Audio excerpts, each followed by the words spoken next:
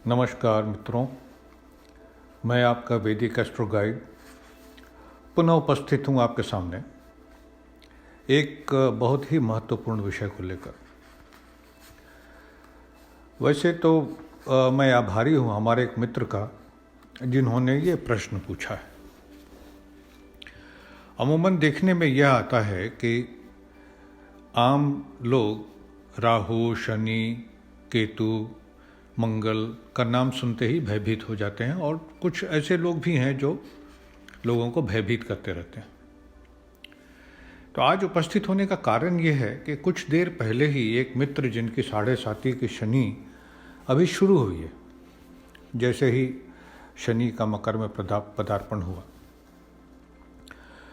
तो एक पंडित जी ने उनसे कह दिया कि उनके बहुत बुरे दिन शुरू हो चुके हैं, क्योंकि 7.5 साल उनके लिए बीमारी, अवसाद, विपत्ति बहुत कुछ लेके आएगा और हो सकता है कि मृत्यु के जकड़ में भी आ सकते हैं। हमारे मित्र थोड़े गंभीर थे और भयभीत भी थे। हम उनके बड़े आभारी हैं। बड़े भ्रमित मन से ही सही, पर उन्होंने बड़ा तर्क संगत प्रश्न पूछा कि क्या शनि एक क्रूर ग्रह है? क्या शनि अपने 7.5 में हमेशा ही बुरे फल देते हैं? तो देखिए, प्रश्न का आंकलन करने से पहले यह समझना बहुत ही ज़रूरी है कि कोई भी, मैं कह रहा हूँ पुनः, कि कोई भी ज्योतिर्विद, पंडित, तांत्रिक या नश्वर व्यक्ति ईश्वर नहीं है और ना ही वो ग्रहों की दशा, दिशा या विधान को बदलने की क्षमता रखते हैं। ये भी सत्य है कि जो ज्योतिर्विद ज्योतिष का गहन अध्ययन करते हैं और कुंडली के गहन विश्लेषण कर सकते हैं, तो वो ज्योतिष शास्त्रों में बताए वैदिक उपायों के उपयोग से किसी भी ग्रह या किसी क्रूर ग्रह की प्रतिकूल दशा को, उसकी कठिनाइयों को सिर्फ कम करने का मार्ग बतला सकते हैं। यह एक तार्किक सत्य है कि शास्त्रों के अनुसार शनि को एक क्रूर ग्रह की श्रेणी में रखा गया है। हालांकि मैं पर्सनली उनको न्यायाधीश की श्रेणी में रखता हूँ, क्योंकि शनि बिल्कुल निष्पक्ष होकर जातक को कर्मों के अनुसार ही उसका फल देते हैं। यह कहना हमेशा भ्रामक है कि शनि जो हैं वो अपने 7.5 में सिर्फ कष्टकारी होते हैं। इसीलिए किसी भी पंडित का यह कह देना कि 7.5 के दौरान जातक के बीमार हो जाएगा, विपत्ति बहुत बढ़ जाएगी, मृत्यु हो सकती है, ये सर्वथा गलत है। अब समझना ये जरूरी है कि जातक के जीवन में ग्रहों का योगदान सिर्फ इतना है कि ग्रहों की दशा में जातक के कुंडली में, उसकी अपनी कुंडली में स्थान, बल, दृष्टि, दूसरे ग्रहों के साथ संबंध, शुभ फल, शुभ दृष्टि, उसके हिसाब से ही उस मनुष्य की जिंदगी चलती है। दूसरी सबसे महत्वपूर्ण बात यह है कि जातक के जीवन में सिर्फ एक ग्रह के आधार पे ये कह देना कि आपकी कुंडली में ये प्रॉब्लम्स आएंगे या बहुत कष्ट आने वाला है, ये सही नहीं है। तीसरी बात यह है कि जातक के जीवन में घटनाक्रम तात्कालिक ग्रह की महादशा, अंतरदशा का विश्लेषण किए बिना किसी भी नतीजे पर पहुंच जाना तर्कसंगत नहीं है। तो फिर जातक की कुंडली में शनि की 7.5 या ढैया का विचार कैसे कर सकते हैं?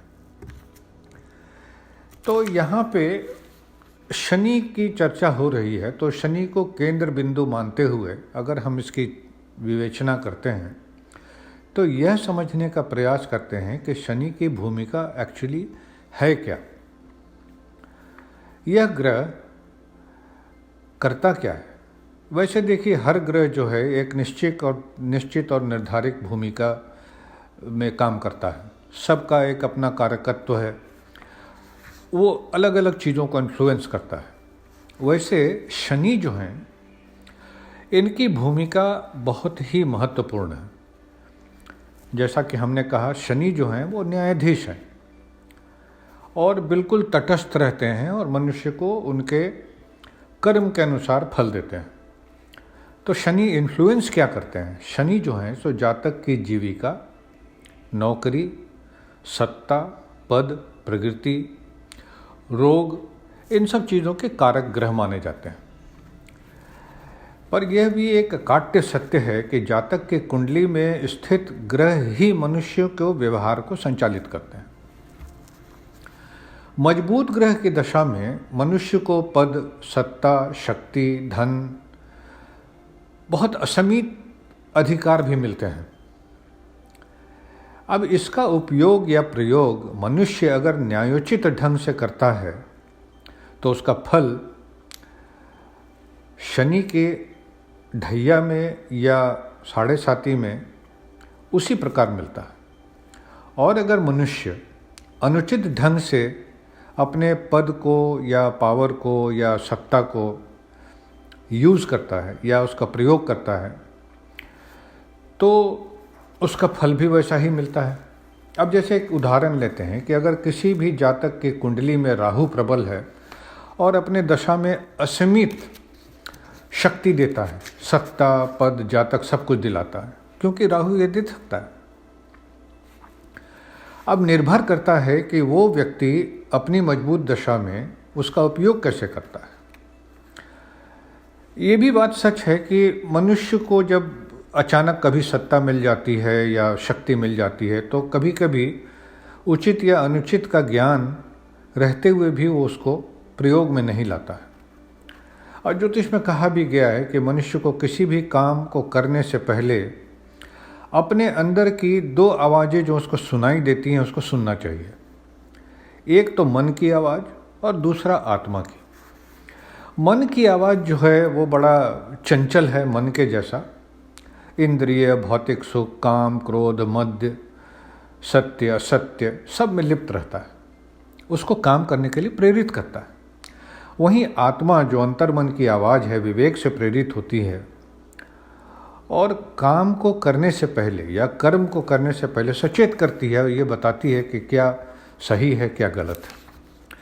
उसके बाद मनुष्य पर निर्भर करता है कि वो कैसे उसका चयन करता है और वो अपने विवेक के सुनता है या मन के सुनता है और अपना काम करता है। रावण एक बहुत बड़ा उदाहरण है।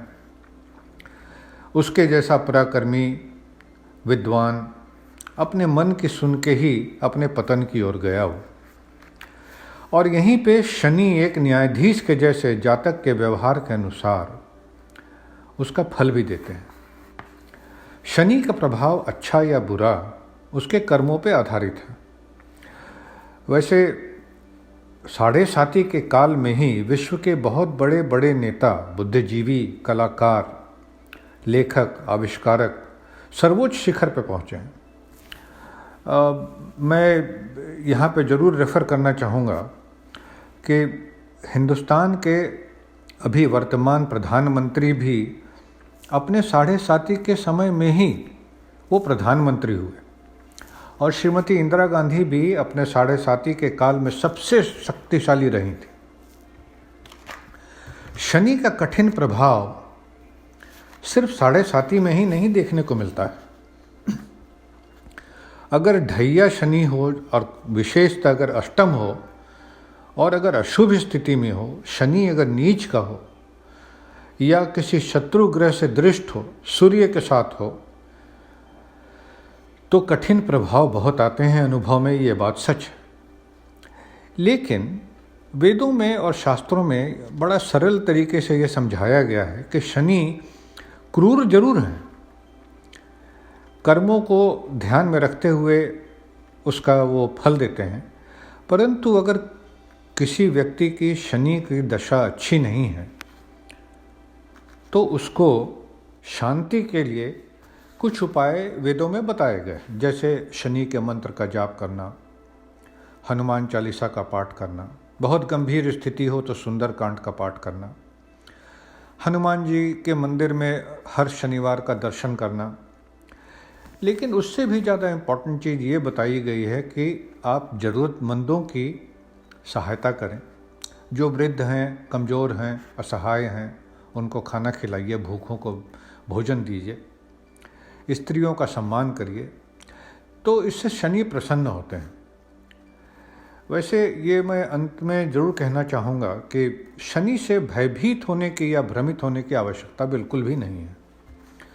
और किसी भी पंडित के कहने पे कि 7:30 शुरू हो गई, आपका बहुत बुरा समय आ गया, तो इससे भी परेशान होने की ज़रूरत नहीं है। किसी भी अच्छे ज्योतिर्विद को अपनी कुंडली का आकलन जरूर करवाना चाहिए और समझना चाहिए कि क्या वाकई में शनि उसके लिए कष्टकारी हैं। अगर हैं तो अभी उपाय मैंने आपको समझाया, वो कर सकते हैं। बस एक दो चीज़ें बहुत ध्यान रखनी चाहिए कि कोई भी मनुष्य अपने शक्तिशाली समय में अपने दम में आकर कभी भी किसी को अपमानित न करें, अपने शक्ति का दुरुपयोग न करें, शोषण न करें, किसी को कष्ट नहीं दें, तो ये मान के चलिए कि शनि जो हैं कभी कष्ट नहीं देंगे। सो अंग्रेजी में एक कहावत है कि if you do it right and if you stay on the right path, Shani will pinch you but not punch you. तो इस बात को कहते हुए, और मुझे उम्मीद है कि मेरे मित्र भी इस ऑडियो को सुन रहे होंगे, और अगर किसी तरह की शंका हो तो आप बेशक वैदिक एस्ट्रो गाइड 2017@gmail.com पे संपर्क कर सकते हैं। और अंत में पुनः आप लोगों से नम्र निवेदन करूंगा कि आप हमारे वीडियो को लाइक करें, सब्सक्राइब करें और शेयर भी करें। और मैं फिर आपके सामने उपस्थित होऊंगा एक किसी नए सब्जेक्ट को लेकर जो कल्याणकारी भी हो और सबके लिए थोड़ा अच्छा भी हो। चलिए फिर मिलते हैं। नमस्कार।